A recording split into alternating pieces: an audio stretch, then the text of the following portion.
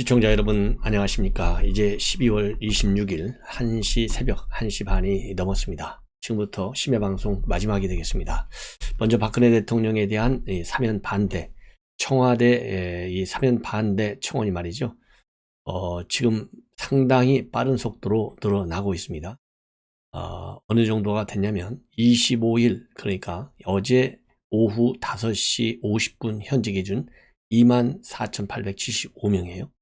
자, 그래서 이게 날이 갈수록 굉장히 빨리 늘어나기 때문에 내일 일요일쯤 되면 한 5, 6만으로 확실하게 늘 것 같아요. 그리고 또 이 시민단체 중에서 제가 말씀을 드린 대로 민노총, 경실련, 그 다음에 민변도 참여하고 있고요. 세월호 참사 유족, 그 다음에 정의연대, 이런 데서 지금 이 반대 청원에 참여하고 있겠죠. 이미 반대 성명을 냈으니까. 자, 그런데 이러한 시민단체의 반발뿐만 아니라요, 이재명을 지지하는 인사들이 대대적으로 지금 반발에 나서고 있습니다. 특히 이재명 후보 지지자와 소통하는 온라인 플랫폼인 재명인의 마을에는 25일 현재요, 이 박근혜 대통령의 사면을 반대하는 내용의 글이 다수 올라오고 있어요. 이 얘기는 결국 뭡니까? 이재명 후보는 이 사면에 반대는 안 하잖아요. 국민 통합을 위한 문재인 대통령의 결단에 그 고뇌에 이해를 하고 결정을 존중한다, 이렇게 돼 있거든요. 대신에 이재명은 사죄하라는 요구를 강력히 주장하고 있는 상황입니다. 그렇기 때문에 이렇게 지지자들의 반발은 결국 이재명 후보의 철회로 이어질 가능성이 상당히 큰 점에서 앞으로 우리가 지켜봐야 되겠다, 이런 말씀을 드리고, 그래서 일반 지지자들의 이런 반발뿐만 아니라 유명한 인사들의 반발도 나오고 있습니다. 그래서 이 허재현 전 한겨레 기자, 이 허재현 기자는요, 이준석 대표가 말하자면 본인이 다니는 마사지 업소를 다녔는데 본인한테도 아슬아슬하게 하는 그런 마사지가 있었다. 그래서 성매매를 암시했고, 그리고 암시했어요.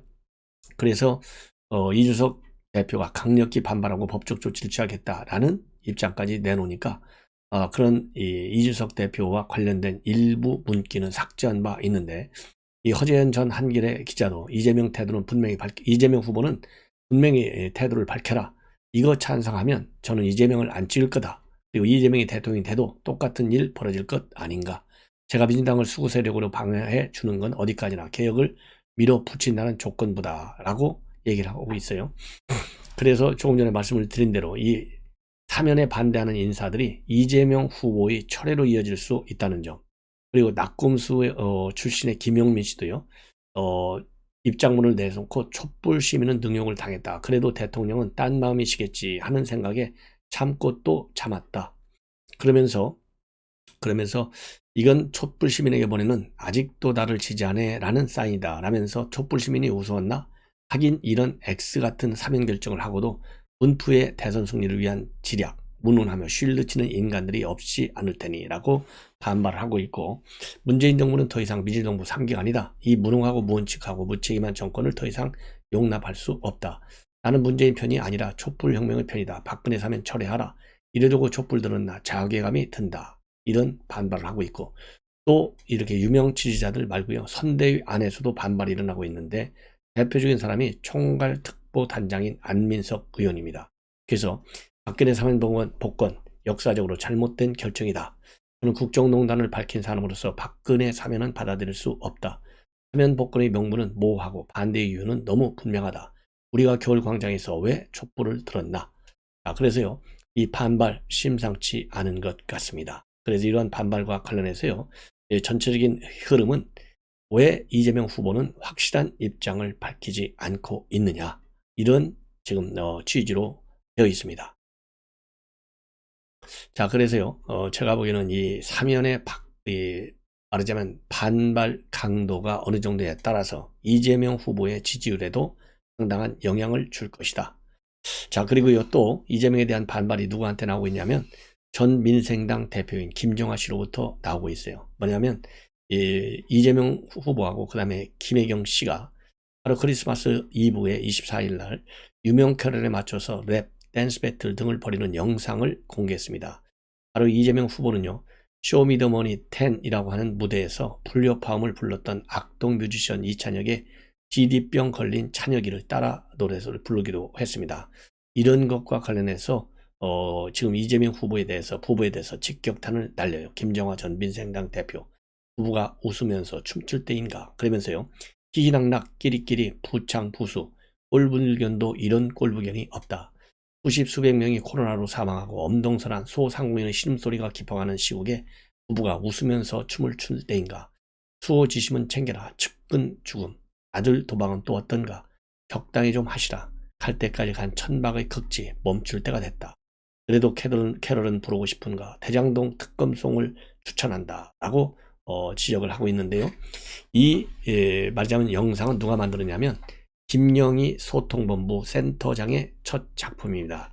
김영희 센터장 뭐 굉장히 유명한 사람이라는데요. 이경규의 몰래카메라, 전파 견문덕, 느낌표, 나는 가수다 등을 연출한 스타 PD고 쌀집 아저씨로 유명했고요. 이 김영희 센터장을 윤석열 후보 쪽에서 영입하려고 하는 판에 이재명 쪽으로 넘어간 사람이 김영희 센터장이고, 이 김영희 센터장이 만든 영상을 가지고 말하자면 지금 이 김정화 전 민주당 대표가 비판하고 있는 거예요. 그리고 김영희 센터장은 이 영상 100만 뷰는 충분히 넘을 것 같다라고 했는데 그렇게 많은 인기는 받지 않고 오히려 반발을 야기하고 있다. 자, 이제는요, 이재호 이재호 이 상임 고문으로 돼 있어요. 이재호 고문이 입장문을 내놓고 국민일보와의 인터뷰를 통해서 입장을 밝혔어요. 말하자면 이명박 사면을 제외한 거 누가 보더라도 이거는 정치 보복이다. 그리고 통합을 주창하면서 제외시킨 것은 실패한 사면이고, 그리고 이명박 대통령은 일체 뭐라고 그럴까요? 이 사면 얘기를 꺼내지 않겠다 이런 입장을 밝혔고, 또 이명박 대통령을 만나고 왔다고 합니다. 그래서 이명박 대통령의 입장을 또 전하고 있어요. 그래서 전반적으로 오늘 국민일보 인터뷰를 통해서 밝힌 이재호 상임 고문의 입장 말씀을 드리겠습니다. 뭐라고 하고 있냐면, 수감된 전직 대통령이 2명이 있는데 굳이 한 사람만 사면시킨 것은 누가 봐도 문재인 정권의 정치 보복이다.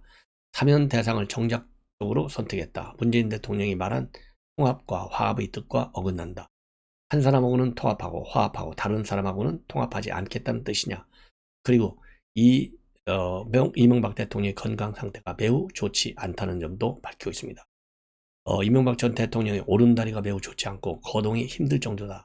지병인 폐질환과 혈압, 당뇨도 있다. 이명박 전 대통령이 내년이면 한국 나이로 83세가 되는데 어디 좋을 때가 있겠느냐.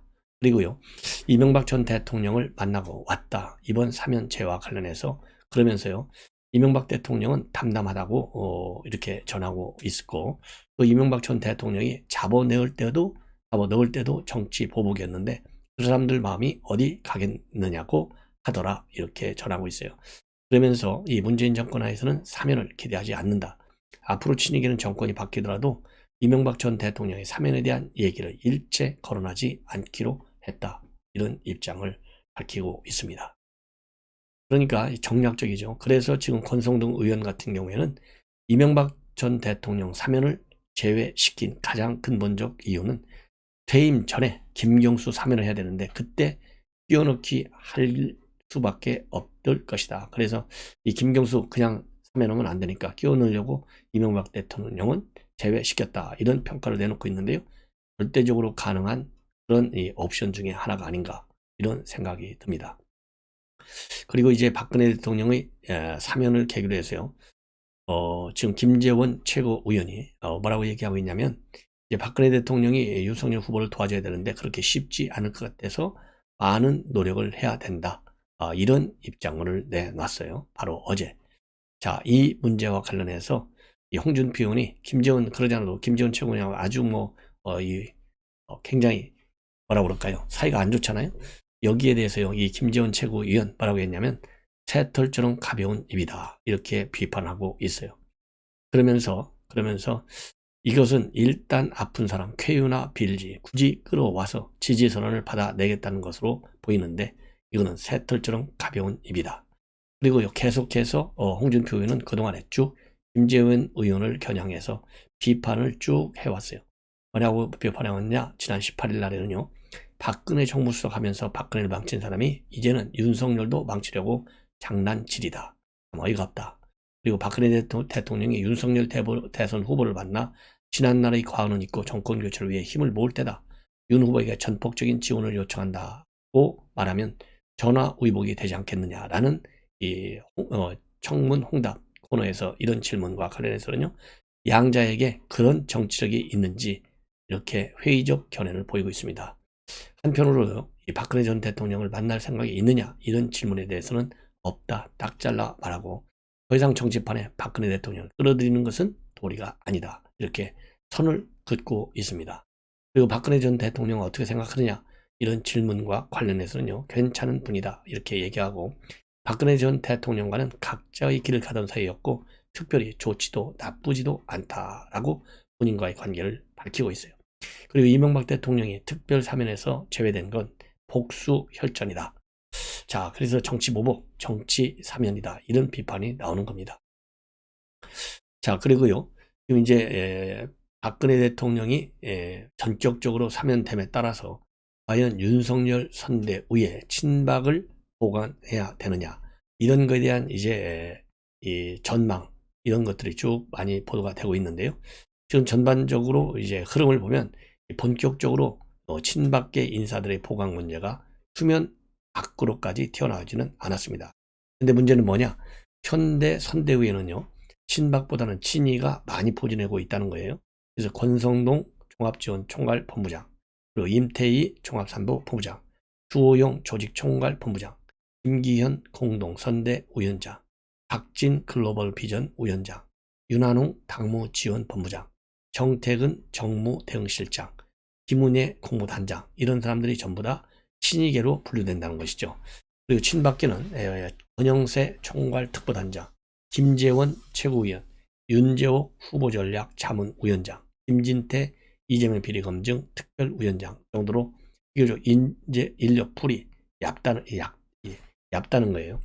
그래서 지금 현재 윤석열 후보의 지지율이 조금씩 빠지고 흔들리고 있는데, 이런 이 상황을 빨리 탈피하기 위해서는 박근혜 지지층에 손을 내밀 필요가 있고, 그 연장선상에서 친박 인사들의 보완이 필요한 것이 아니냐, 이런 이제 말하자면 문제점을 지적하는 그런 이 보도들이 나오고 있어요. 그리고 이렇게 중앙선대위에는 친박 인사들이 별로 없지만은 밑에 특히 TK 지역 이런 데서는 또 이 친박 인사들이 많이 있고, 특히 TK 지역에서의 박근혜 대통령의 영향력은 아직도 상당하다. 그렇기 때문에 말하자면 이제 이러한 박근혜 대통령의 지지 인사들의 그다음에 세력 규모로 볼 때 일부 친박 성향의 인사들, 친박 인사들의 선대위 보강은 필요하지 않겠느냐, 이런 지금 추측 기사들이 나오고 있는 상황입니다. 그 다음에는요, 지금 이제 이준석 대표가 갑자기 말이죠, 이수정 지금 이제 공동선대위원장이잖아요.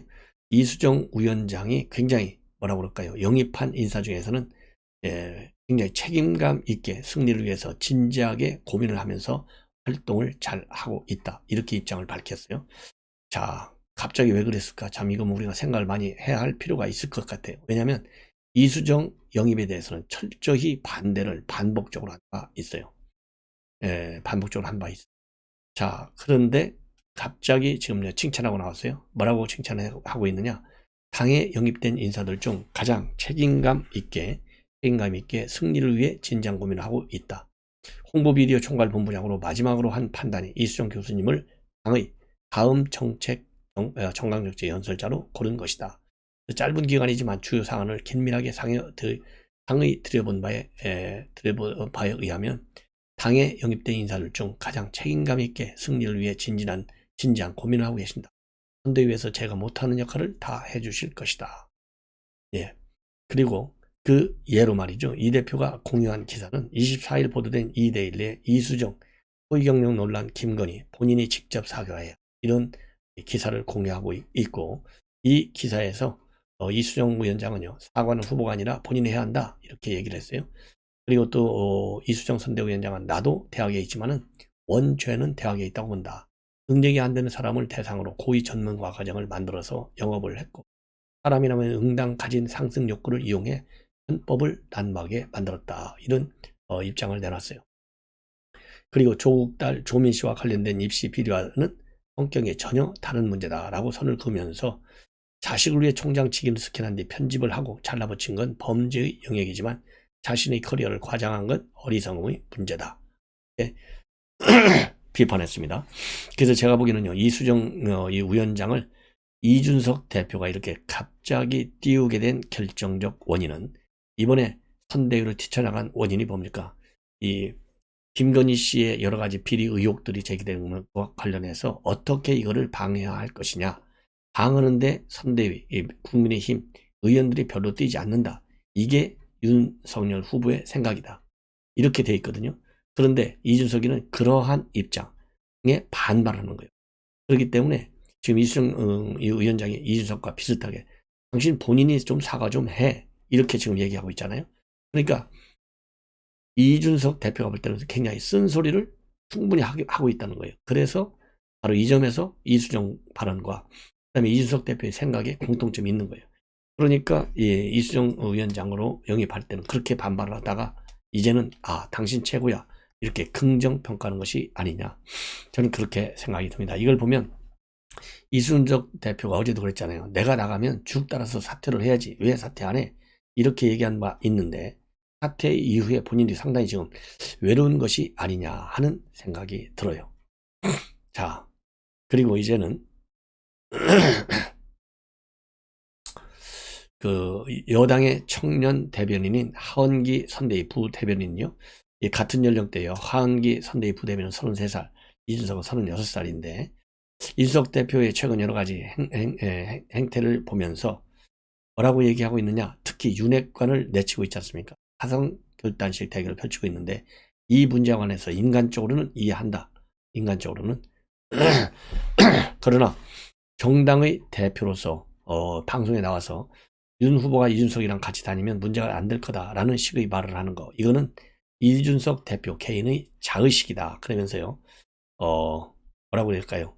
이렇게 자랑질하는 거. 이준석 이해는 되나 저러면 곤란하다. 그러면서 이준석 대표의 이런 거를 자랑질이라고 폄하하면서요.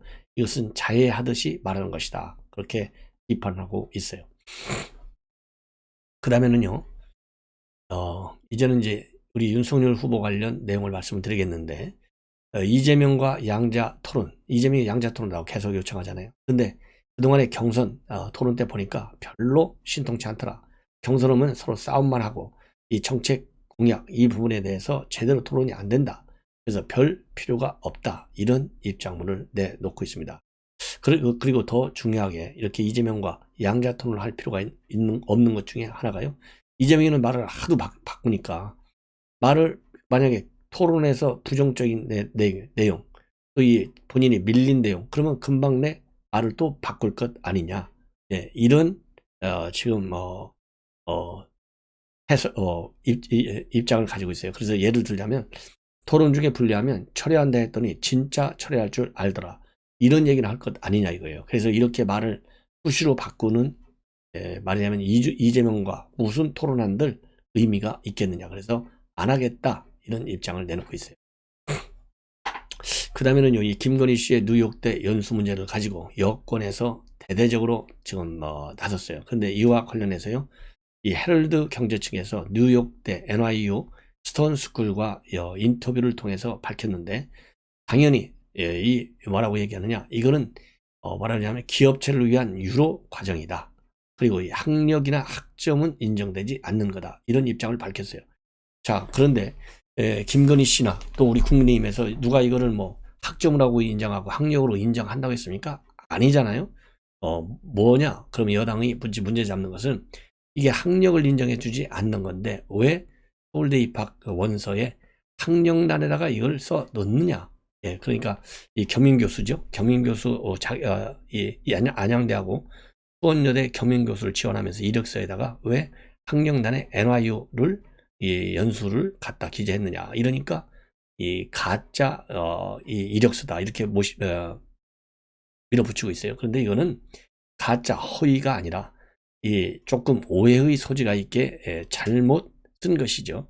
이걸 가지고서 지금 여권에서 계속 비판하고 있어요. 그리고 이 비판에 MBC가 지금 맨 앞에 나서서 떠들고 보도하고 있지 않습니까?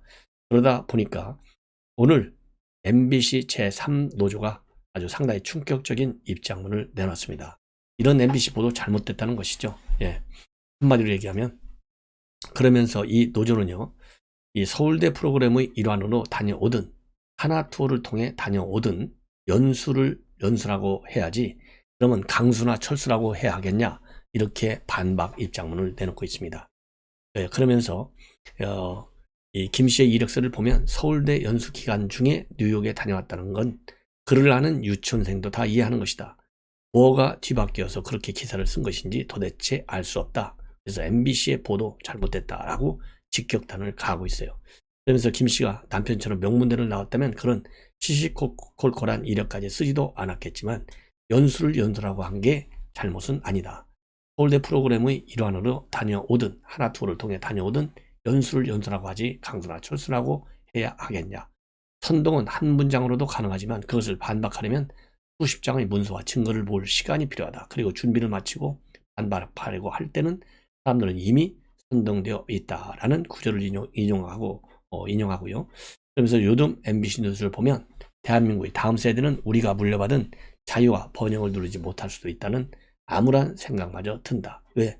MBC와 같은 사실을 왜곡하는 방송이 있기 때문에 그러한 두려움이 생긴다는 입장을 낸 겁니다. 그래서 이 MBC 노조가요, 오래간만에 제대로 입장을 좀 낸 것 같아요. 예. 자, 그래서요, 조금 전에 말씀을 드린 대로 이 헤럴드 경제에서 단독으로 뉴욕대 김건희 5일 연수 학력과 학점은 인정하지 않는 기업체 위탁 유조 과정이다. 뭐 맞는 얘기예요. 네, 맞는 얘기고 뭐. 그래서 이 국민의힘에서는요, 이거는 네, 김건희 씨의 이런 NYU 연수는 서울대 GLA 과정, 글로벌 리더 과정, 2기 과정을 다녔고 그 과정의 일환으로 해당 연수가 포함되어 있을 뿐이다. 그래서요, 이 김건희 씨가 많은 동기들과 함께 NYU 스턴의 연수 프로그램에 직접 참여 수업을 들었고 NYU 스턴 명의의 수료증까지 받았고, 따라서 그 부분이 어디가 있느냐? 없다. 이런 입장문을 내놓고 있습니다. 자, 그런데요, 이 김건희 씨 허위 경력 논란은 결국은 이제 수사로 넘어가게 되어 있어요. 왜냐하면 지난 23일 날 전국 교수노조하고요, 한국 비정규 교수노조, 그 다음에 전국 대학노조 이런 데서 이 경찰청에 사기 혐의로 고발을 했어요. 사기 혐의로. 그래서 수사로 이어질 수밖에 없는 그런 상황에 지금 처해 있다는 말씀을 드립니다. 자, 이제는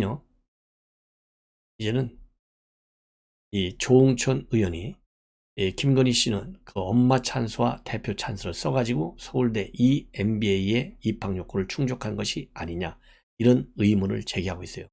이 뭐냐면 이제 서울대 EMBA 입학 자격을 취득하기 위해서 하나는 상공회의소 회원사 임직원 자격을 갑자기 만들었다는 겁니다.